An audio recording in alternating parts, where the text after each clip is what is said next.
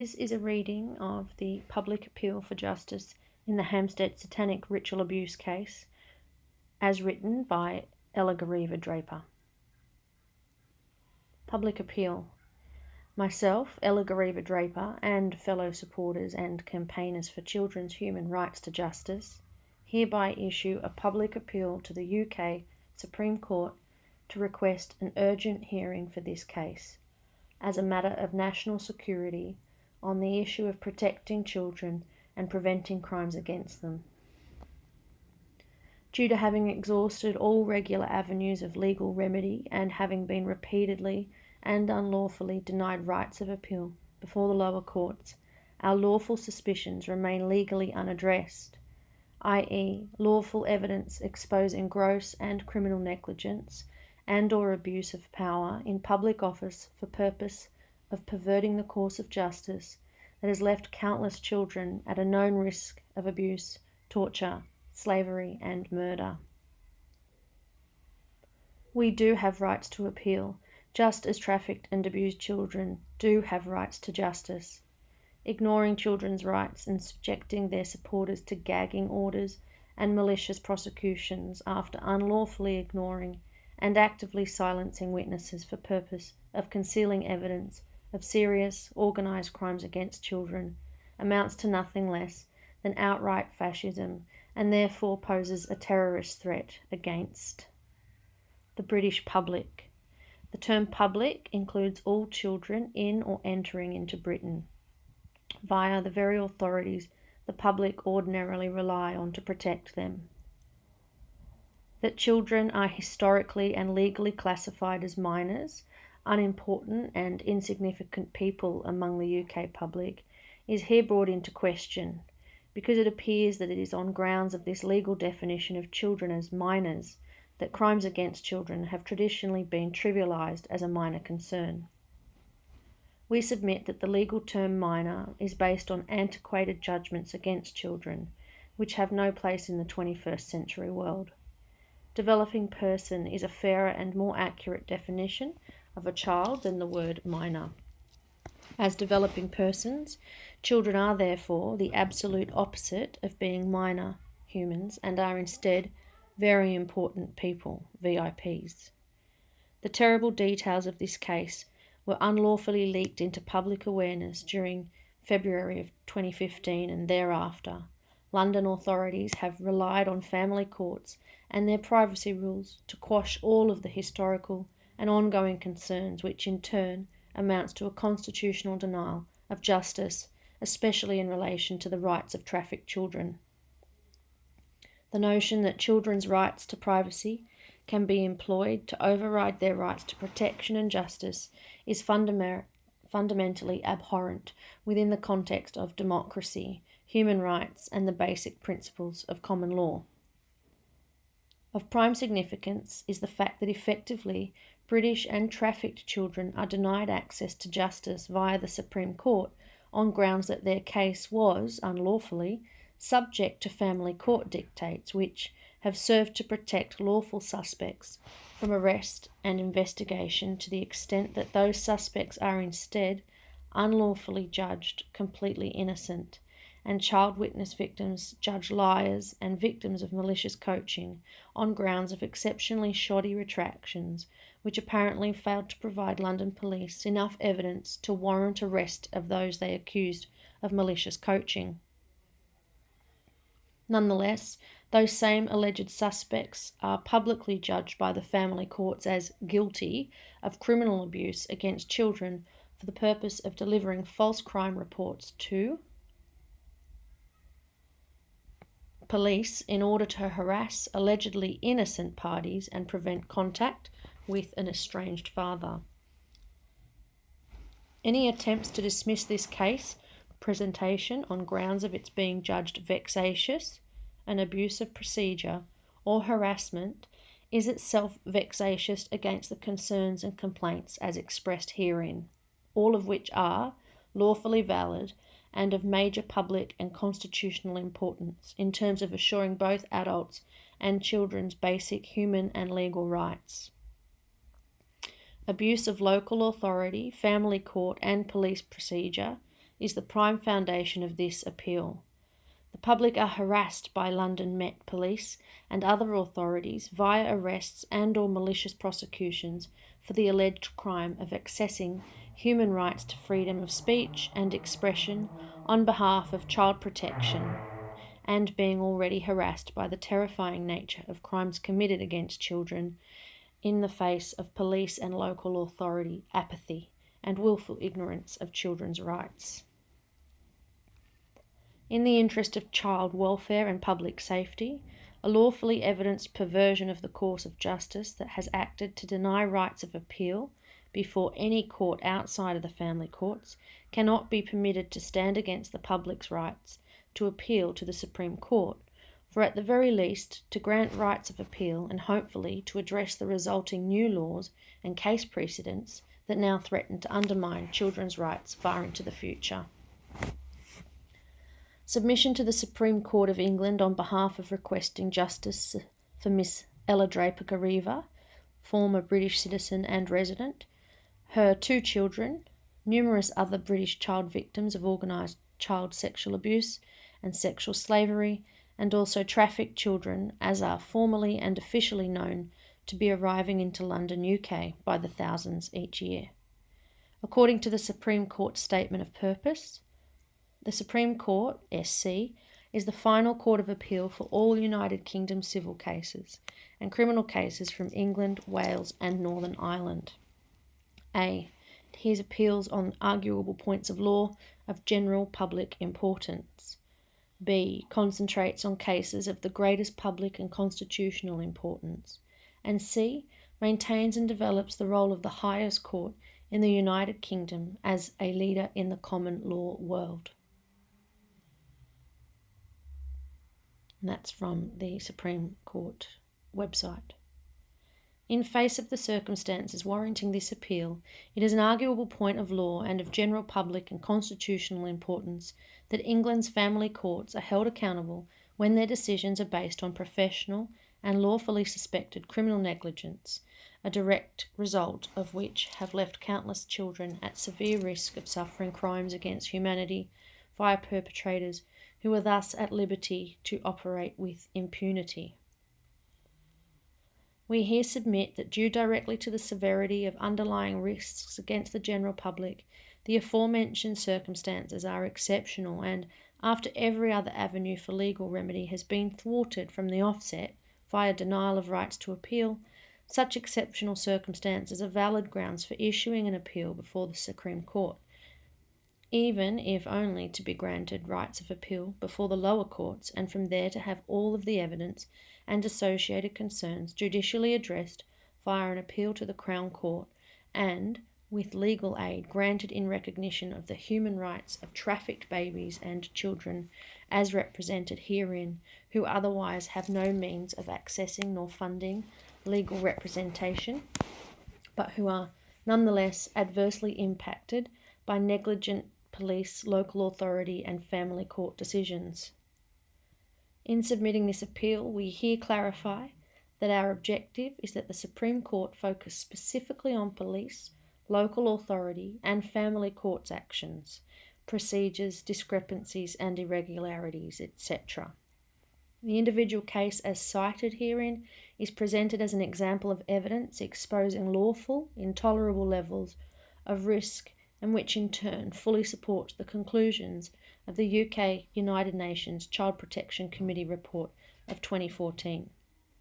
The same year, the following case example was reported to London Police, which states categorically that arrest and conviction rates for perpetrators of crimes against children are extremely low across the state party. Therefore, we submit that all of the evidence here presented is accepted as a mere sample of what is happening regularly on the grander scale, to the extent professional and criminal negligence is, according to percentage and scale of the crimes, very probably endemic across Britain. Hundreds of thousands of children are left at a severe, lawfully evidenced risk. The case example as here presented, via a basic summary of evidence from Document A, as submitted with its associated bundle, is of profound national significance. i.e., PACE Code G is no longer applicable in police response to child rape victims reporting very serious crimes against themselves and other children, including abuse and murder of trafficked children. Britain's courts have numerous precedents citing circumstances where convicted criminals, even self-confessed murderers, had their convictions quashed because police had failed to enact PACE Code C, stating rights under arrest and interview protocols. While PACE Code C assures the rights of suspects under police arrest, PACE Code G, police powers of arrest and investigation, assures victims of crime their right to justice. PACE Codes C and G are of equal importance because otherwise the law would be operating discriminately in favour of suspects and to the detriment of victims. On reporting crimes to police, a child's right to justice cannot lawfully include the right to be judged a liar unless arrests and investigations have provided evidence to suggest beyond reasonable doubt that the child has committed perjury. Two witnesses independently report the same crimes are lawfully recognised as more credible than just one. The fact that in this case there are two child witnesses, both above the age 7, coupled with severity and detail of crimes reported, is of itself solid evidence that arrest criteria from the offset were fully satisfied. Both children had already given preliminary interviews to police officers who visited their home after family friend Mr. Yahuri, employed by community police, was consulted and subsequently informed his professional superiors. The family were advised to issue a formal crime report at Barnet Police Station, and an appointment date of the 5th of the 9th, 2014 was given. Why? If their crime reports were incredible and their mother allegedly mentally ill. On the evening prior to the police interviews on the 5th of the 9th, 2014, police had visited Mr. Yahuri and taken video and sound recordings of the children from his home as evidence. On the same day she took the children to police, Miss Draper also gave police home-recorded videos of her children's disclosures and pictures depicting intimate details of suspects drawn by her children. Police claim they never examined any of those recordings or images, but had sent them immediately to a secure storage unit many miles away. Document A. Document A, as published herein, was originally compiled for submission to the UK Criminal Cases Review Commission. Initially, it was sent to the Independent Inquiry into Child Sexual Abuse to request support for that submission, and the IICSA confirmed, after reviewing the case very thoroughly, that the CCRC are the most appropriate authority to review the case. However, the CCRC can only review cases that have been through appeal, and right of appeal was denied in this case. We then hoped to submit the case to the UK Supreme Court, but the Supreme Court does not address family court cases. We then returned to the IICSA requesting further investigations, but the IICSA have refused, stating that they do not support the merit of our concerns and that the case is not in our remit, as they do not investigate individual cases, when actually it is entirely in their remit, especially in relation to ethnically and socially marginalised children. A medical confirmed crime report citing organised abuse of 20 named and known special children and hundreds of trafficked babies is not an individual case, but is in fact, according to the UN, the EU and the International Court of Criminal Justice, a crime against humanity. If even the IICSA cannot be relied on to prioritise children's rights and safety over protecting suspect London professionals from arrest and or investigation, what hope is there for any child reporting similar crimes to police and local authorities in Britain? The link for hampsteadexposed.com is there. Why did IICSA initially support the merit of Miss Draper's concerns in 2018, but by 2020 they decide those concerns have no merit.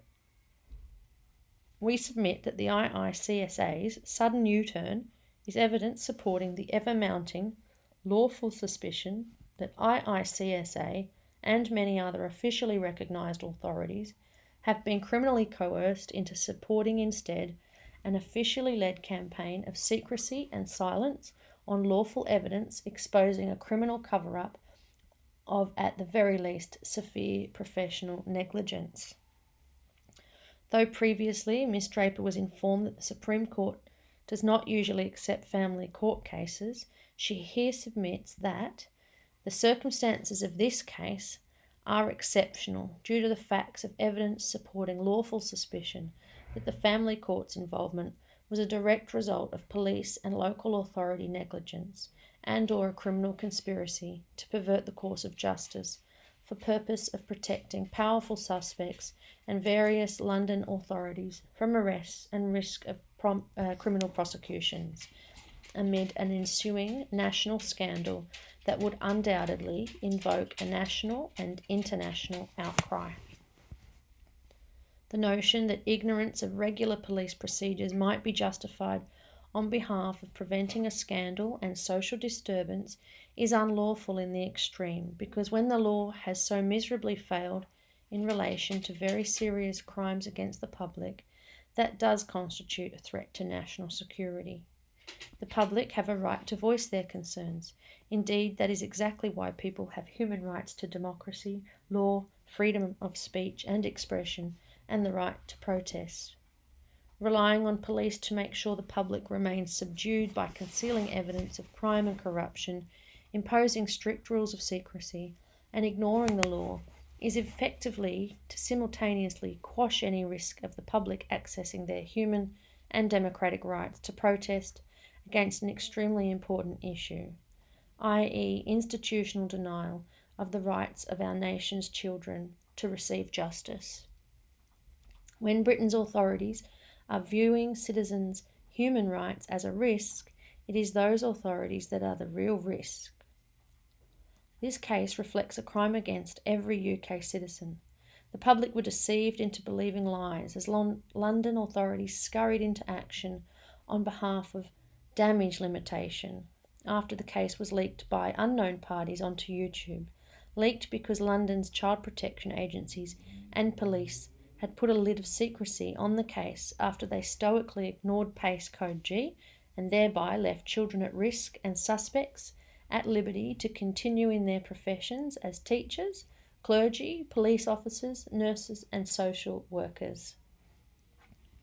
When organised groups of socially high-profile individuals are suspected of and are by precedents of historical and ongoing prosecutions, known to have committed actually terrorist actions against the children their powers of office give them direct control over, police failures to act on protocols like PACE Code G can only lead to worsening levels of crime and corruption, as every office of power inevitably falls victim to criminally coercive control until the whole of society loses confidence in all authority and breaks down amid violent social unrest because, for example, the criminal justice system is exposed as a fraud that discriminates on side of the socially powerful against the socially vulnerable.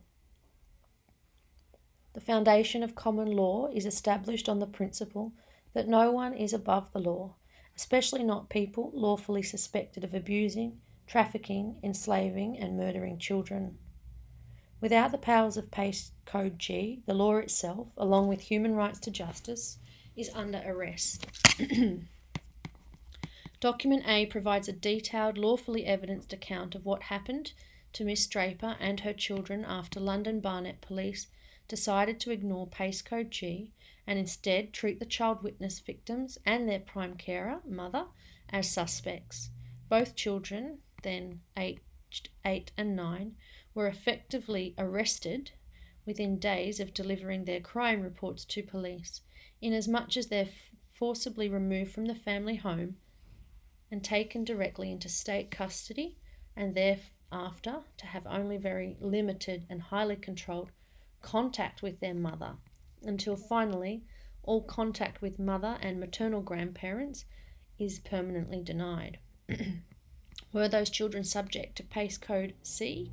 Because surely everything they disclosed was taken down and used in evidence against them. They were effectively arrested by and placed in the care of authorities in which several of the accused were employed as social workers, police, CAFCAS officers, etc. It is evident from Barnet Police CRIS reports that police devoted some time toward finding a professional willing to support placing the child witness victims into state custody. It is apparent that most had refused until finally one agreed to endorse the action.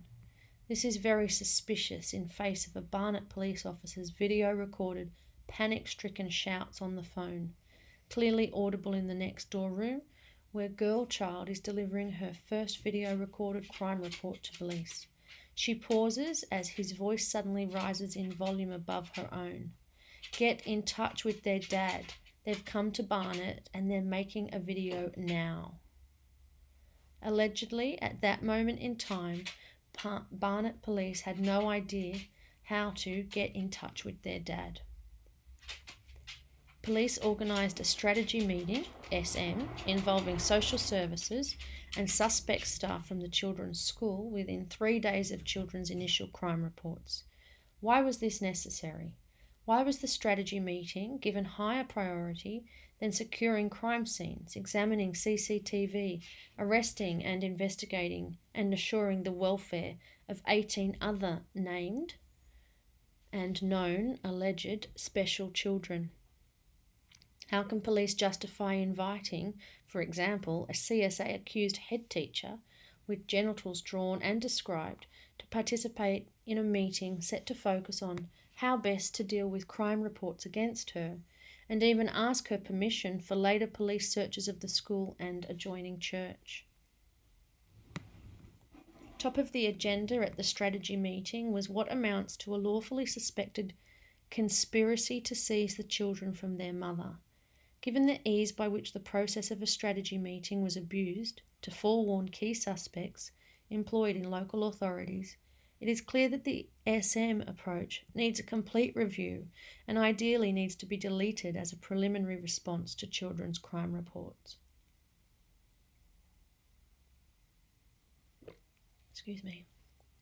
Lawfully suspect estranged father, Mr. R. Dearman, accused of multiple crimes against children, which include sexual abuse, organised child prostitution, child trafficking, murder, possession, use and sale of illegal drugs, and supplying illegal drugs and alcohol to children, is given increased access and eventually full custody within less than a year of his children's crime reports against him.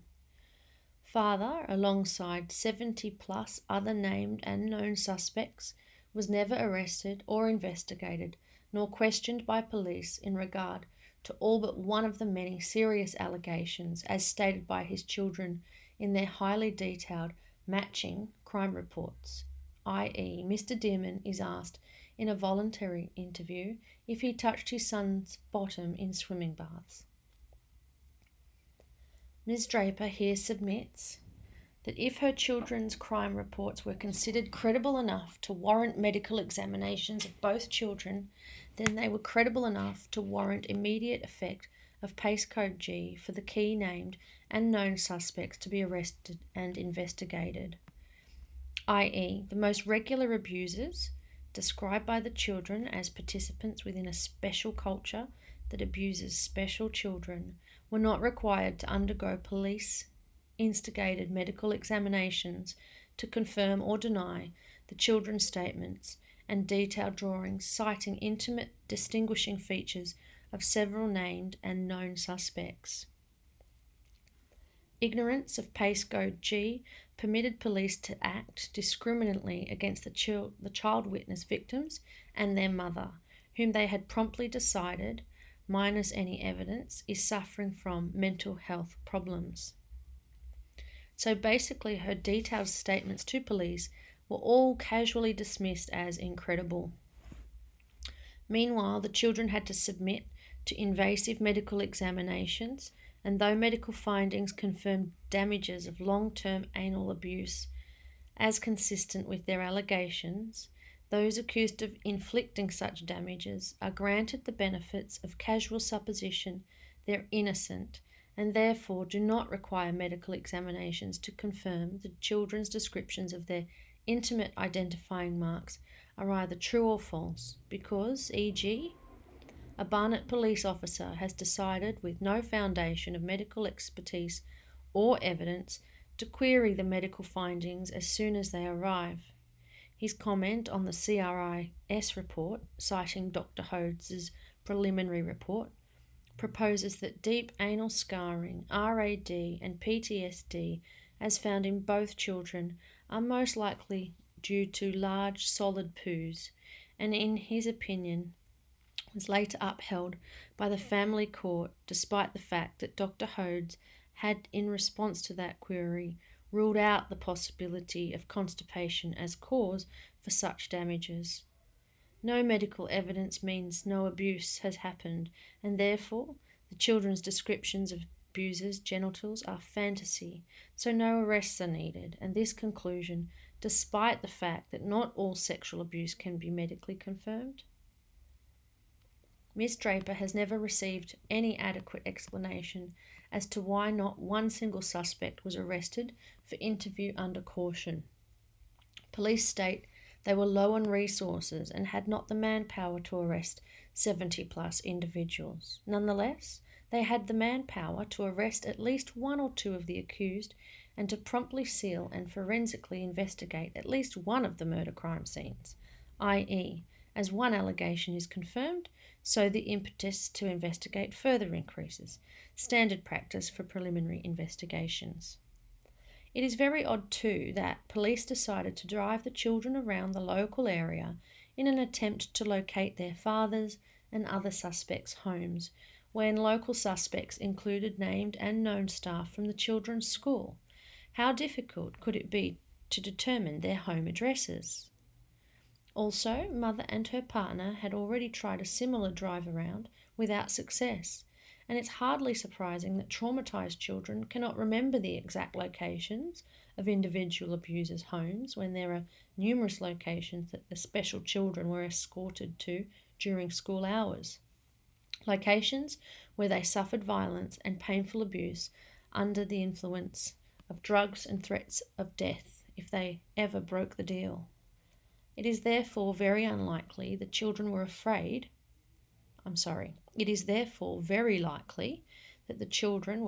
of pointing out the homes in person on being directly confronted with a location where they experienced severe abuse.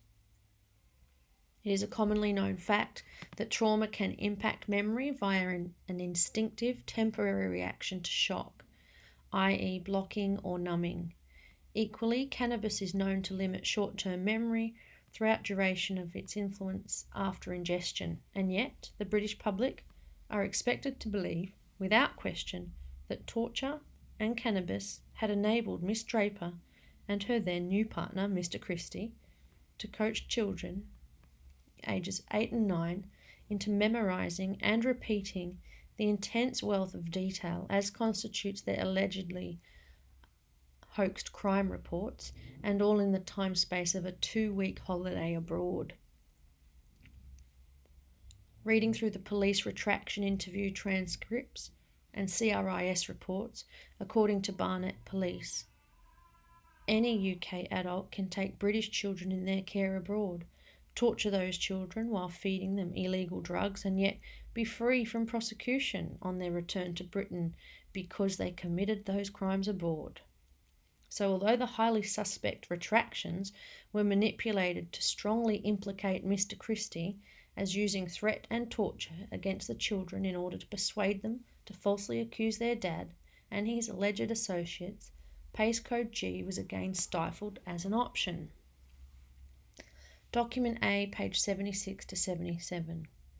No one can go to police, make a statement against someone, and thereafter UK courts will just accept that statement as fact, minus police seeking any further evidence or any statement whatsoever from the suspect. Court actions happen through CPS after police have submitted evidence to support prosecution. The CPS are lawfully required to have valid grounds for prosecution in the form of evidence of crime, witness and suspect statements, and any other associated evidence. These are basic requirements, and yet somehow assumptions based only on 2 child witness statements by children who are known, according to Barnet Police, to have lied before, get introduced to the Family Division of the High Court and even accepted as solid evidence. Enough also to warrant mass publicity via UK media presenting Mr. Christie and Miss Draper as evil child torturers, as if this was a legal fact in relation to a crime they had been charged with and found guilty of in a criminal court. The truth is, police had ample time to charge Miss Draper and Mr. Christie in the 9 months before the couple felt compelled to flee from Britain. But they chose instead to simply close the case as false, with no arrests, because allegedly their collective unsubstantiated opinions and presumptions meant the criteria for PACE Code G was never fully satisfied. Any charges against AC, Mr. Christie, would have put the whole case into the criminal courts. Clearly, all authorities involved wished to keep the case within the confines of the family courts and their protective secrecy, and indeed the March 2015 High Court hearing operated partly in case of evidence presented by RD, Mr. Dearman, within the boundaries of its family court division. In essence, Justice Palfrey presided over a discriminatory hearing, being as RD was heard within privacy of family court secrecy, while ED and AC were afforded full publicity as given to a criminal case. Sick, page 77. Criminal lawyers acting on a criminal case in a criminal court as defence for Mr. Christie and Miss Draper would have scrutinised both the original allegations and the retractions very carefully. The lawful suspicion is that Barnet Police knew very well that their shoddy handling of the case would not stand up in court, and that they faced serious countercharges as well as risk of reprimands for negligence or worse. In contrast, family courts are literally a law unto themselves.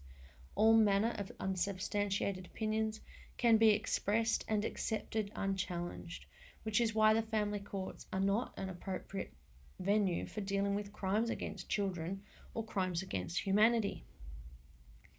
Miss Draper has included in the present case bundle her most recent appeal to the family courts, document AA, requesting further investigations and to resume regular contact with her children. This request is based on new evidence acquired from 2017 to 2020 that has increased suspicions against Mr. Dearman and subsequently increased Miss Draper's deep distress to now even more strongly suspect that her children continue to suffer risk of dire abuse. Unfortunately, Justice Kean, while ridiculing Miss Draper's concerns, casually dismissed Miss Draper's plea and refused to request the evidence held by Sussex Police for examination. The complete list of new evidence is presented in Document A, Part 1 to 7, page 53.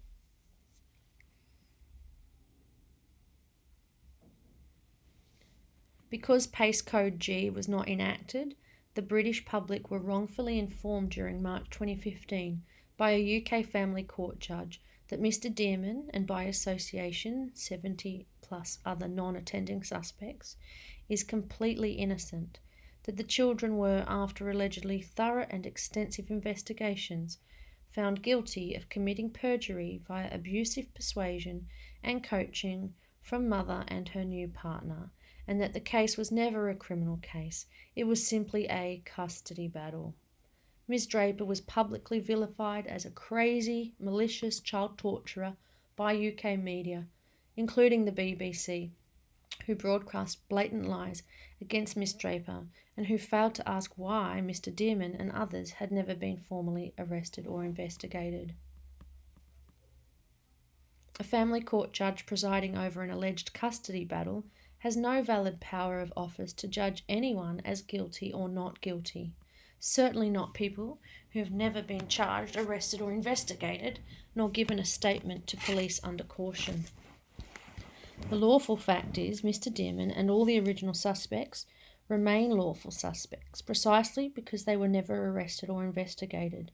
Because Pace Code G was not enacted, the children cannot be legally assumed to have lied, and their clearly alleged retractions are equally meaningless considering the same discriminatory, negligent police who failed to enact Pace Code G had seized them from home, placed them into foster care, and then collected both children to give their retractions 6 days later. Police have provided no record of evidence stating when, where, and to whom both children subtly stated their mutual desire to retract their original crime reports. This is very suspicious given the serious allegations against suspects that include London police and CAFCAS officers and British social workers as regular perpetrators. Even more suspicious is the fact that both children are later recorded by foster carer as retracting the retractions and reaffirming the original allegations, with girl child reporting as stating in confidence that she is in care because her dad does sexual things to children and it has to be a secret because I will go to prison if I tell anyone. Not a single UK authority is alarmed that a 9-year-old child taken into care after reporting sexual crimes against herself to police is convinced that she'll go to prison if she talks to people about abusers and the abuse she has suffered. Is it just a simple matter of dismissing the child as a liar? And or judge the foster carer's evidence as hearsay, but suspect abusers' unevidenced claims of innocence and hearsay can be accepted as solid facts by police, social services, a London family court judge, and the whole of Britain's mainstream media? It is also suspicious that the interviewing officer, DC Martin, who heard the original crime reports and thereafter seized both children from their family home, is the same IO for the retractions. He collected the children from their foster carer and is reported by the accompanying officer as discussing the prospective retraction content with both children on the way to the venue for the retraction interviews, i.e. the film Zorro was mentioned by the IO as a possible source for their ideas about killing babies. The retractions were then used to close the case completely as false, with no recommendations for arrests, and to place the whole matter in hands of the family courts as a custody dispute. Zorro was later referred to by Justice Pofley as evidence to confirm the original allegations were also part fabricated by children's overactive imaginations under the influence of fairy tales and Hollywood movies. Since the 2015 March fact-finding hearing, Miss Draper has received 2 IPCC reports upholding her complaints that were first issued within weeks of police decisions to close the case as false on September the 22nd, 2014. 2015 IPCC call for further investigations into Miss Draper's complaint.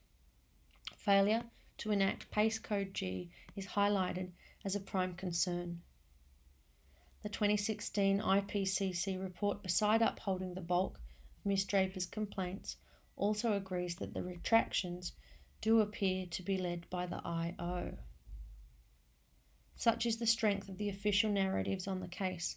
Despite having 2 IPCC reports upholding her complaints, Miss Draper has been unable to find a reputable law firm willing to legally challenge those narratives, and this is entirely due to involvement of the family courts. It appears that Britain's FCs are at liberty to operate minus any external scrutiny or legal accountability. London Barnet Police actions in breach of Pace Code G are in violation of children's human rights. However, there appears to be a general consensus that because the crime reports, being so grossly horrific, were obviously false, then it is of little consequence that Pace Code G was ignored in this case. No one seems at all bothered by the fact that all of the crimes and criminals cited by the children are officially confirmed by the United Nations UK Child Protection Committee report published July 2014. Number 8, child trafficking. Section 30. The committee is strongly concerned that thousands of children continue to be trafficked every year in the state party, particularly for sexual exploitation and labour, and it expresses its deepest concerns about reports that hundreds of children have been abducted from their families in Africa and trafficked to the state party for brutal religious rituals such as the so-called voodoo and juju rituals. The committee is particularly concerned that a. The number of prosecutions and convictions of perpetrators of trafficking and other offences covered by the optional protocol is extremely low across the state party, leading to impunity for perpetrators, and the prosecutors often choose to charge perpetrators of human trafficking with other offences, such as rape or abduction, in order to secure convictions. Page 8, there is a link to the UN document there. Subsequently, in light of the 2014 UN CPC report, one UK newspaper referred to London as child abuse capital of the world and provided undercover research that detailed how children are trafficked into Britain and their traffickers claiming child benefits while grooming the children for abuse before they're being sold to pimps abroad and set to work in, for example, Bangkok as child prostitutes. There's a link to the Daily Mail. For purpose of clarification to highlight the severity of risks and damages ignorance of PACE Code G has inflicted, imagine an adult witness victim reporting rape against him or herself. Though she has provided names and the workplace of multiple suspects involved, police decide not to arrest the main perpetrators, but instead, contrary to existing officially recorded evidence, immediately conclude that the allegations are malicious, that the victim's main supporting witness is suffering from mental health problems, and within a couple of days, before medical evidence has arrived, invite some of the prime suspects to a strategy meeting to discuss the allegations against themselves and their friend, as well as seeking permission to, on an agreed later date, search the various crime scenes those suspects have direct access to. Also, when the preliminary report citing medical evidence arrives confirming damages consistent with the allegations and stating the medical expert has grave concerns, police immediately query those findings to discredit the medical evidence after the victim witness has already suffered police arrest, been placed under local authority care and control, and coerced under thinly veiled threats to provide an extremely shoddy retraction, i.e., you won't get into trouble if you lied before so long as you tell the truth now. Would any of the above be even remotely considered acceptable for adults reporting rape?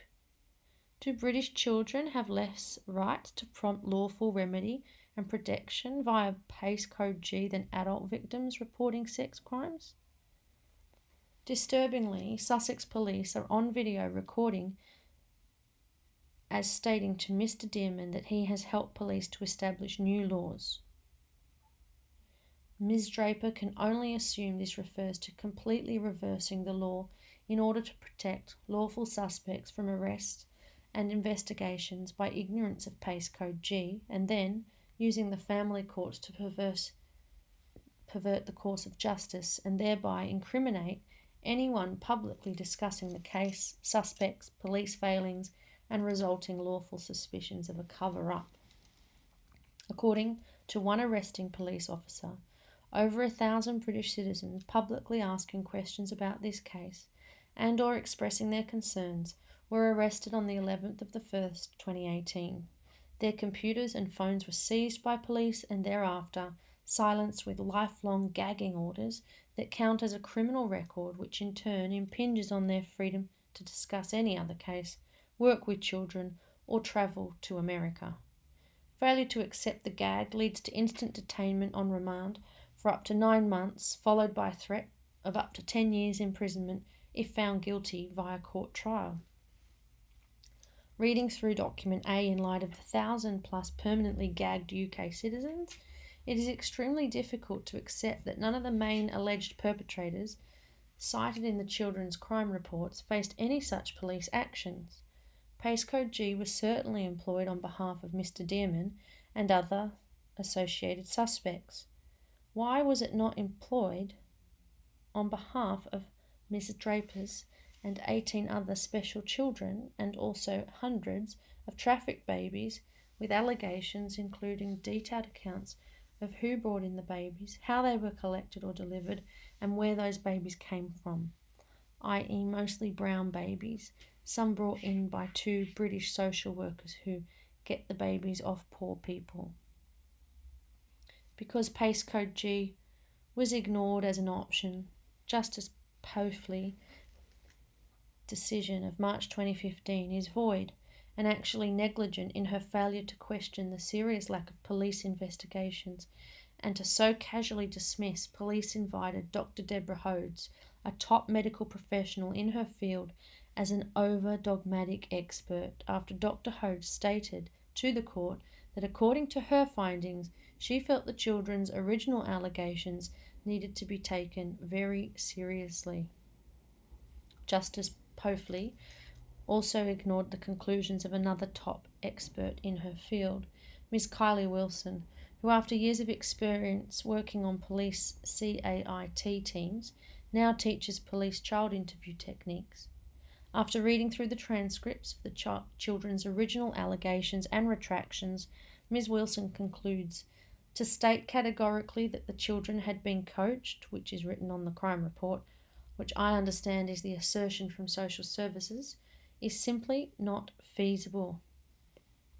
Document A very clearly explains exactly why the allegation of coaching is not feasible and equally why the allegations of criminal negligence employed to facilitate a cover-up are by comparison far more feasible. Ms. Draper here submits that whether or not one believes or disbelieves the children's original crime reports or retractions bears no relevance to her appeal for justice before the Supreme Court. Pace Code G exists entirely for the purpose of dispelling falsehoods and highlighting facts via arrests and investigations. Because Pace Code G was cast aside as an option, the present legal conclusions are that Mrs. Draper's children, being supported by medical evidence after reporting crimes officially confirmed as happening regularly in central London, are most probably honest, and therefore both children and others as cited in original crime reports continue to remain at a lawfully identified risk from people falsely cited as completely innocent, who in legal fact continue to remain lawful suspects. Since this case has established new legal precedents pertaining to how police may choose to conduct their responses to child victim witness crime reports and their supporters, to extent they may reverse the law and treat victims and witnesses as suspects and suspects as victims. It is imperative that the Supreme Court confirms the importance of Pace Code G and fully recognises the very serious risks to victims of crime, be they child or adult, when Pace Code G is not followed. The United Nations, the ECHR and the International Criminal Court of Justice now cite organised crimes against children as a crime against humanity. Such crimes as reported by Ms. Draper's children and as highlighted by the UNCPC surely warrant also application of Pace Code H as recommended for acts of terrorism, because we can be in no doubt that powerful professionals operating in a group to commit crimes against humanity are relying on their professional powers to procure victims and to silence and threaten victims and witnesses are every bit as deadly and terrible as those committing other acts of terrorism. Ms. Draper and all the children cited in her case, and also the bulk of their UK supporters publicly asking questions and suffering the burden of terrible lawful suspicions about the integrity of Britain's justice system and its ability to protect children, require complete exoneration of all the existing charges where it can be proven that they had not threatened or acted maliciously against suspects and or had acted under duress of suffering online libel, harassment and death threats, as a direct response to their queries, especially in light of the fact that many have suffered police discrimination after police refuse to investigate or act to protect them from organised online attacks issued by a group-run website titled Hoaxed, dedicated to allegedly defending innocent parties from public suspicions. Meanwhile, police nonetheless lose no time in arresting and prosecuting the public on grounds of online harassment and threats against suspects. Minus deployment of Pace Code G, all of the public's concern and suspicions are lawfully valid, and subsequent police actions to deny people's rights to free speech in the face of extreme injustice and criminal negligence can only be construed as further evidence supporting lawful suspicions of an abuse of power in public office as part of an officially led cover-up. Prosecuting otherwise law-abiding citizens for the alleged crime of sharing images and videos freely available on YouTube and other such social platforms is an extreme response in the face of the public's lawful suspicions that many children have been denied justice and continue to remain at risk as a direct result. Because of the nature of CSA crimes and the types of criminals involved, child protection protocols, CPDs, do need to include public rights to freedom of speech and expression. Who else but the public can ask the necessary questions and expose the risks when all of the regular authorities have failed? It is for this exact reason that children's and the public's human rights are fully upheld with EU CPDs, and the public are legally required to act on all lawful suspicion in the interests of protecting children and preventing crimes against them. Child safety is given absolute priority over children's rights to privacy. Directive 2011-92 EU of the European Parliament and of the Council of 13th of December 2011 on combating the sexual abuse and sexual exploitation of children and pornography, and replacing Council Framework Decision 2004/68 JHA.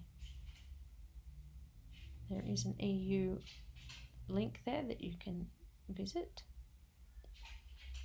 Due to police and local authority failures from the offset, it is unlikely that this case can ever be so thoroughly investigated as it would have been had the Pace Code G been followed.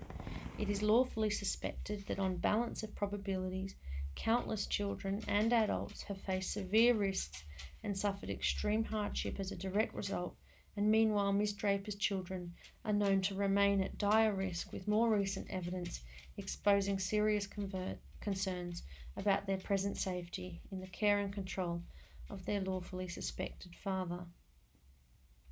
In light of all of the above, Miss Draper hopes that the Supreme Court will endeavour to honour her requests as presented via her aforementioned position statement, document AA, as presented to the Family Court in 2021. Miss Draper has never been charged with any crimes against her own or other children. At most, London police, acting via powers of family courts, attempted to arrest Miss Draper minus any evidence whatsoever for allegedly violating her children's rights to privacy after they suspected her of uploading video recorded interviews with her children onto YouTube. Had family courts decided she was guilty, minus the rights she would have within a criminal trial, faced up to 7 years in prison or else a psychiatric unit, given police allegations that she is mentally ill. It is noted that of the 12 police officers who arrived at Miss Draper's home to arrest her, 2 were carrying medical kits. Fearing the worst at the hands of suspect London authorities, Miss Draper felt forced to flee from her home and life in Britain, and thereafter has struggled to rebuild her life and nutrition business abroad, and all while burdened with dreadful suspicions and concerns for her children's safety, while enduring also the burden of false, widely published judgments against herself as an alleged child torturer who fed her children cannabis in order to fabricate a hoax crime report and stop their access visits with the dad. As the situation now stands, The now infamous Hampstead case claims that children and or anyone supporting children in reporting serious crimes against themselves and others can expect to be the targets of PACE Code G and not the beneficiaries. Many parents are subsequently afraid of taking their children to report sexual crimes to police out of fear of losing their children, who may be then left at even greater risk. This in turn means fewer arrests and prosecutions against lawfully suspected child abusers, who are thus left to operate with impunity, and ever more abused children growing up with damages unaddressed.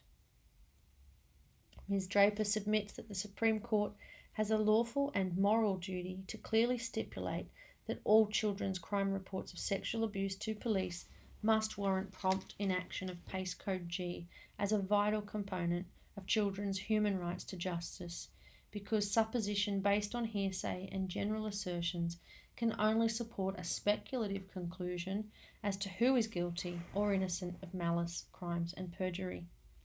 For 8 long years, Miss Draper and her supporters have worked under duress in our efforts to achieve justice for the children in this case and for all British children issuing crime reports to police. To our dismay, we have witnessed repeated ignorance of the lawful facts and associated concerns from every authority contacted, i.e. the IICSA suddenly has no problem with police failures to enact PACE Code G toward investigating organised crimes against children. They actually disagree with the conclusions of the IPCC 2015 report that strongly queries failures to follow PACE Code G and can provide no explanation as to why they believe police failures have no merit of concern when it comes to investigating organised child sexual abuse, child trafficking and murder. Some members of the UK public who have complained to police and other authorities citing the above concerns have been accused of abusing the complaints procedure and or harassment.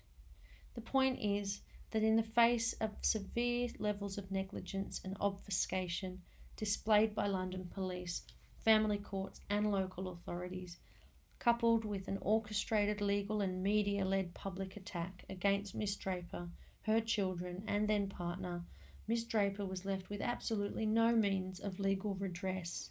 She was robbed of all credibility, denied any rights to appeal the family court decision, and despite her own and others' tremendous efforts, she was being deprived of funding through the resulting loss of domestic and economic stability.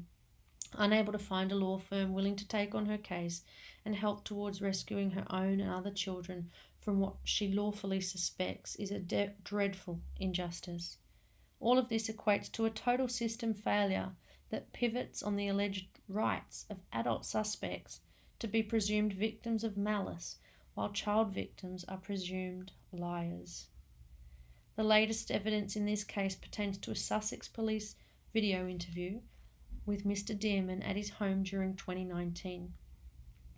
Miss Draper is distressed to learn via Mr. Dearman's video recorded statement to Sussex Police in 2019 that due to her children's crime reports being judged a hoax, they have received no therapy since their encounters with Dr. Sturgis for purpose of providing evidence at aforementioned 2015 hearing, and that their therapy now amounts to child labour, i.e.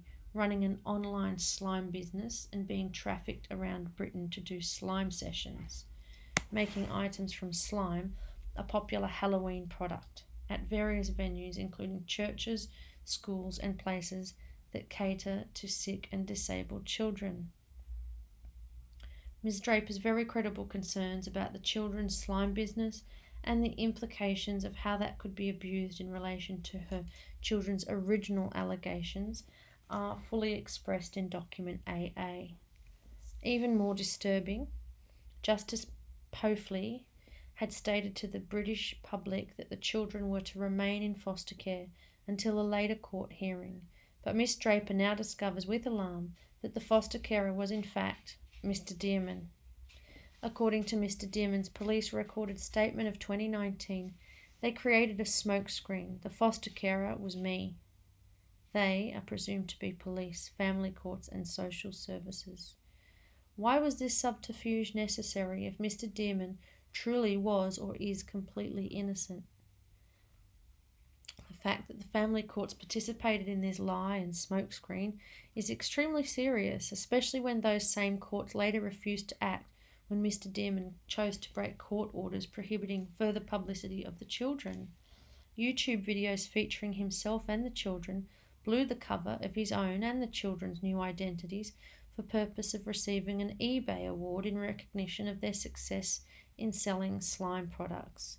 As a direct result, the children's Facebook accounts were targeted. Is this blatant hypocrisy displayed by Mr. Dearman and local authorities not cause for suspicion about his levels of parental care and motives in agreeing to permit their exposure on YouTube again?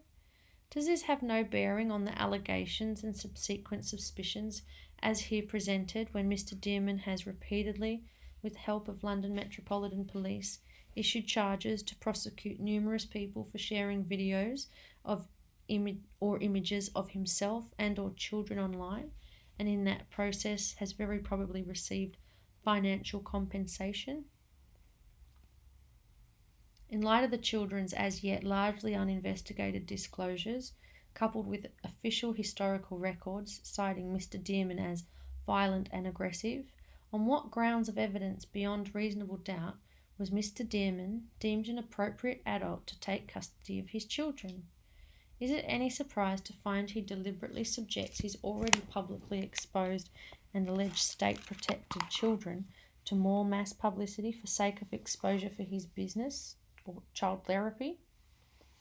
Why should anyone even consider bringing a child to life in Britain, as a country that conspires to deny children even their most basic rights to justice, and to the extent that Pace Code G can be completely dismissed as an option when it comes to responding to British children's crime reports, but instead child protection professionals are at liberty to commit major perjury in order to permit beneficiaries of positive discrimination, criminal negligence, and a perversion of the course of justice to suddenly enjoy full custody of the children who accuse them? How could all of those authorities ignore the ongoing historical evidence showing that previously, prior to their 2014 crime reports against Mr. Dearman, their father was considered such a risk to his former partner and children, county courts had imposed a restraining order and non-molestation order against him, and due to his known violence and aggression, he was permitted only a few hours fortnightly contact, and for a while was restricted to supervised contact. A member of the local community, is on historical social service records as stating in relation to Mr. Dearman's disruptive appearances at Miss Draper's in the children's home, most of the neighbours are scared of him. The facts as highlighted by Document A expose the indisputable reality that London Barnet Police had no valid grounds for failing to arrest lawful suspects. Arrest criteria was fully satisfied until Barnet Police constructed a narrative to nullify the need for arrests. It is written on police CRIS reports by DC Rogers, on the same day children gave their first reports at Barnet Police Station, that the children's crime reports were malicious or coached. An opinion that has zero foundation in evidence is used to abandon the need for Pace Code G. Astonishingly, DC Rogers' opinion was later upheld by Justice Pofley, i.e., a man with an historical record of violence and aggression and restraining orders against him is assumed to be a victim of malice to the extent that future crime reports against him are not deemed worthy to warrant his arrest and investigation. Effectively, Miss Draper and her child are judged malicious because previously county courts, police and social services had accepted their crime reports against suspect dad and had acted to protect them from him. What kind of precedence is this, if not to set women and children's rights back by decades? Can Barnet Police explain in what circumstances the children's allegations would not be promptly judged coached or malicious, i.e. would the lack of historical crime reports and county court actions be proof there was no evidence to support suspicions of coaching or malice? Can the Supreme Court make any of this make sense? Arrest criteria was fully satisfied. What happened to Pace Code G? We sincerely hope the Supreme Court will act swiftly to firmly establish the legal precedent and vital importance of Pace Code G in assuring British and trafficked children's human rights to justice. How else can a trafficked baby expect to receive justice except by way of crime reports submitted by adults or older children? What value are those crime reports if police can simply choose not to employ powers of arrest? Ella Draper. I cannot state for certain that everything my children stated did happen. What I can state for certain is that I have witnessed no evidence whatsoever beyond the speculative suppositions of London police, social services and family courts to convince me that my children were lying, and that is not good enough.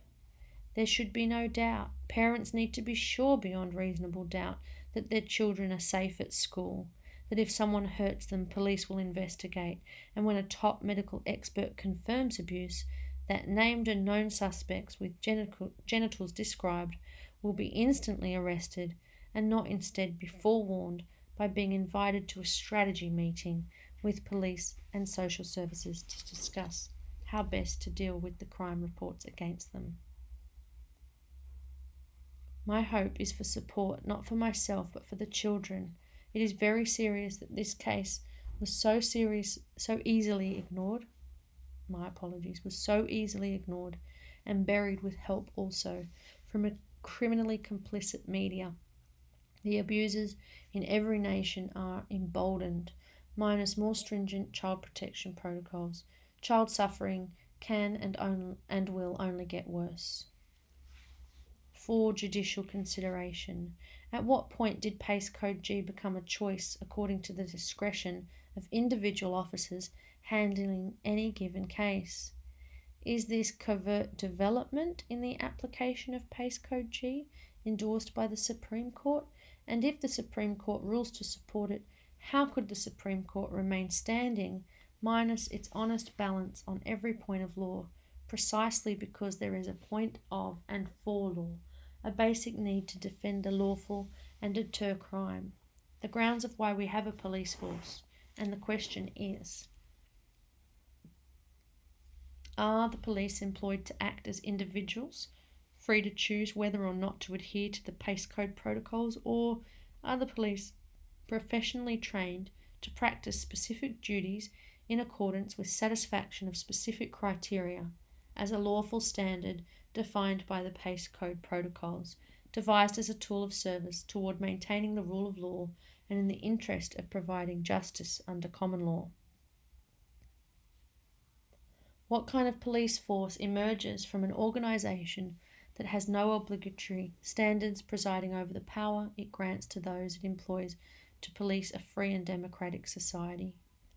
Finally, we request that the Supreme Court acts to erase the credibility clause highlighted in Document A as being used by police to discredit children's crimes reports, i.e., details citing ritualistic murder of trafficked babies involving 70 plus professional status individuals, teachers, police, social workers, clergy, medics, etc., were all deemed incredible, hence no arrests or prompt investigations. The credibility clause, CC, was simultaneously introduced into Britain's child protection protocols by Sir Keir Starmer, then acting as Director of Public Prosecutions under the former Labour government. Just at the point it came into law that police need to promptly arrest child abuse suspects and investigate via confiscation of phones, computers, etc. This example case fully exposes the inherent dangers within the CC in terms of it offering a legal loophole permitting police the freedom to avoid activating Police Code G. Under the guidelines, prosecutors are told to focus on the credibility of allegations, not on whether victims make good witnesses. It's a link to BBC. It is disturbing that the CC advises police to focus on the credibility of a child's crime report regardless of whether or not the child makes a good witness. What constitutes a good or bad child witness? What do the terms credible and incredible refer to in relation to children's crime reports in a world where certain adults from all walks of life are lawfully known to abuse, traffic, enslave, torture, and murder children for both profit and pleasure?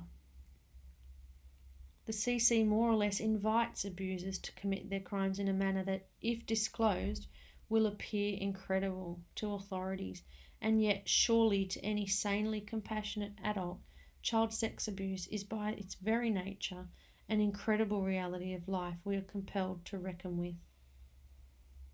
Do we focus most on protecting children and preventing crimes against them, or do we instead focus on diluting the facts, stretching the law, acting discriminately against child victims, and coercing retractions in order to close CSA crime reports should they threaten a public outcry and or include people of high social status? It appears that both options are presently available to police, and that is simply unacceptable when there is no doubt, in face of the rapidly mounting evidence, that organised CSA is widespread throughout Britain, and all such organisations do regularly include high-profile individuals, e.g. Wiltshire Police, after extensive and thorough investigations that involved interviewing survivors across the country, are 120% certain that the late Sir Edward Heath, Prime Minister, was a paedophile, identified by his victims, largely cared for children, with references to the claw he wore while abusing them.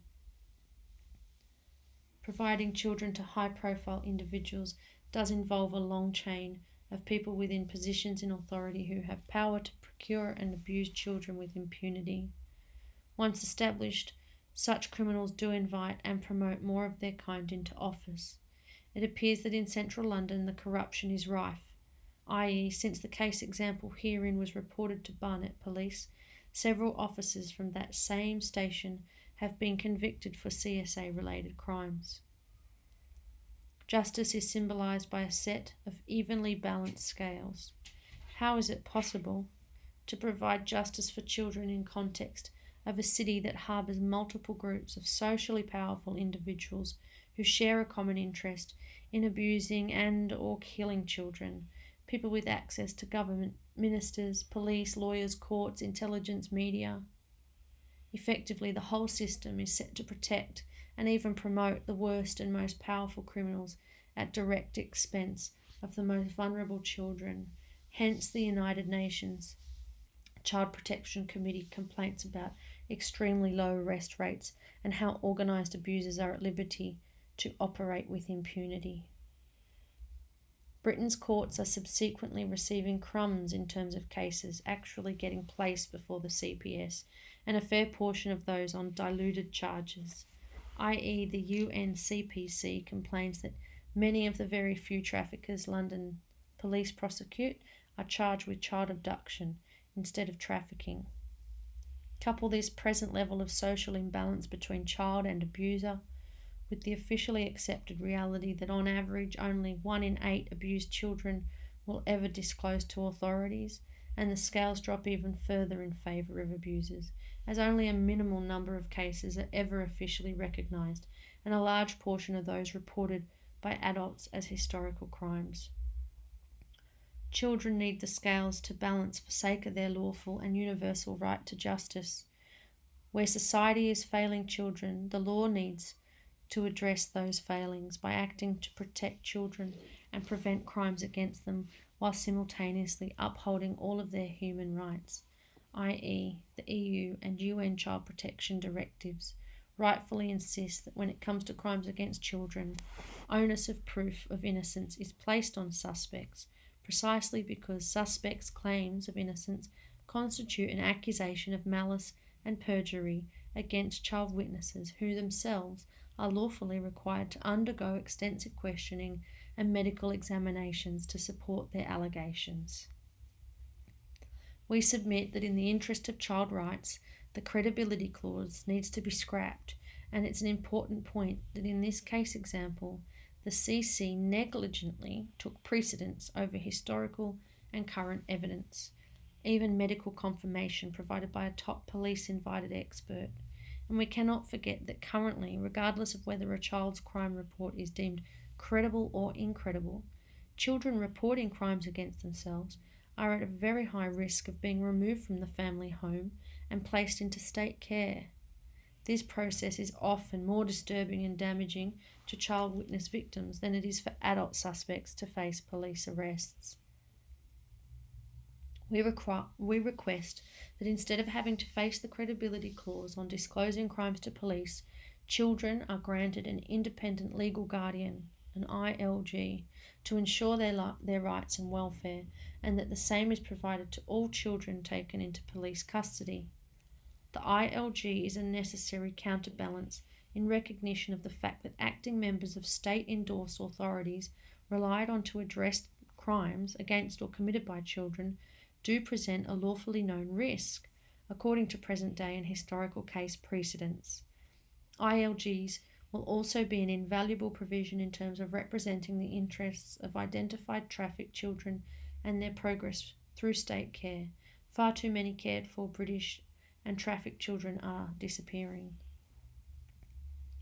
Child trafficking victims disappearing from UK care at alarming rate. The report also underscores issues with identification and recording practices. Despite London being a prime destination for human traffickers, 10 of 33 local authorities reported 0 trafficked children, and an additional 4 local authorities were unable to provide any information.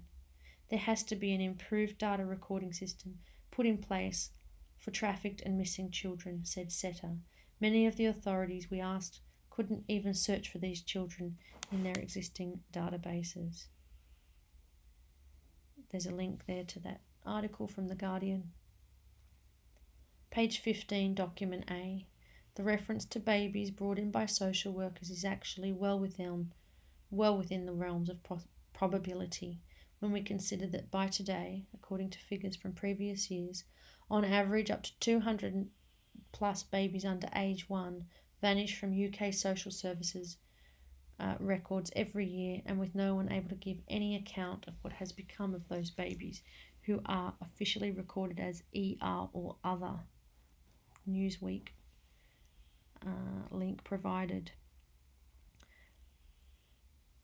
The inclusion of ILGs into UK child protection protocols will require extensive measures set to ensure that ILGs truly are independent, are competently educated in child rights, child protection law and child psychology, are completely trustworthy and are answerable to and protected by an independently established ILG authority with powers to monitor all police and authority actions within the context of assuring child safety and children's rights to justice. CAFCAS officers working with the family courts cannot suffice within present levels of internal corruption whereby countless children have suffered severe injury and even death at the hands of criminal infiltrators into all child protection authorities who are known to have abused their powers of office and have conspired to quash cases and silence victims and witnesses. Conspiracies that have operated from within the highest levels of state, i.e. Westminster cover-ups, that have protected the high-profile Savile and Ted Hughes for decades.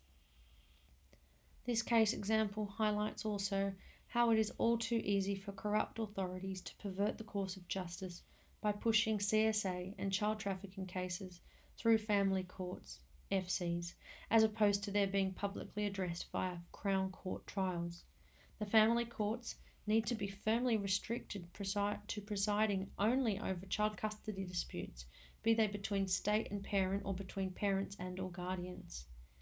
Family court secrecy rules around crimes against children are equally exposed as protecting suspects when it comes to the general public being threatened with arrests, seizures of property, and facing long-term prison sentences after people have been moved to express their frustration and speak out over such terrible injustices and professional negligence as cited in document A.